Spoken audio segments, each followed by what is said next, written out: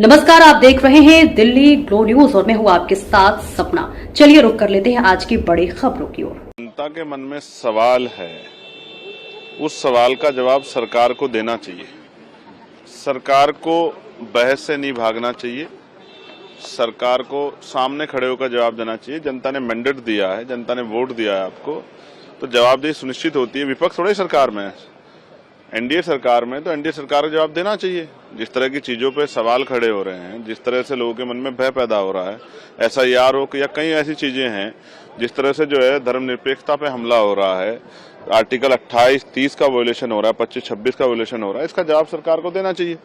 तो सरकार जवाब नहीं देगी तो फिर विरोध प्रदर्शन तो होगा ही। तो लोकतांत्रिक प्रक्रिया है। क्या भारतीय जनता पार्टी ने कभी विरोध नहीं किया है क्या?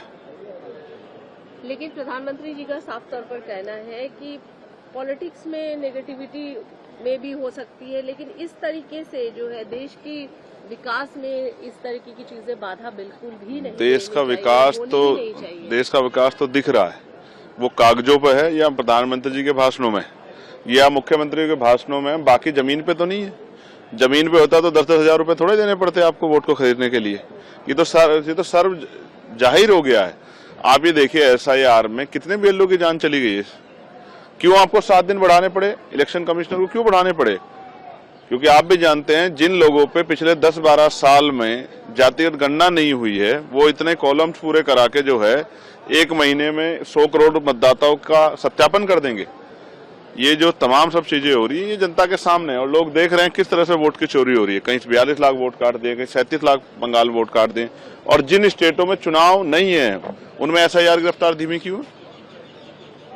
ये जो तमाम बीएलओ है, ये इन बीएलओ को शहीद माना जाएगा। और मैं आपकी जानकारी के लिए बता रहा हूँ, उत्तर प्रदेश जितने बीएलओ की जान गई है उनमें 99% शेड्यूल कास्ट और बैकवर्ड के बीएलओ हैं।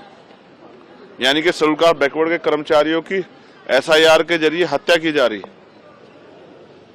इलेक्शन कमिश्नर को जवाब देना चाहिए कि इन कर्मचारियों की जान लेने का ठेका क्या उन्होंने ले रखा है, इन कर्मचारियों के परिवारों का क्या होगा, इसका जवाब जो इलेक्शन कमिश्नर को देना चाहिए। और वोट की चोरी हम लोग नहीं होने देंगे।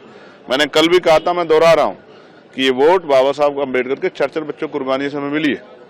हम अपनी एक भी वोट नहीं जाने देंगे। ये वोट हमारा हथियार है और हम अपनी वोट की रक्षा करेंगे और एक एक वोट की सुरक्षा करके ज्यादा मतदान हो, इस विषय में लोगों को जागरूक करेंगे।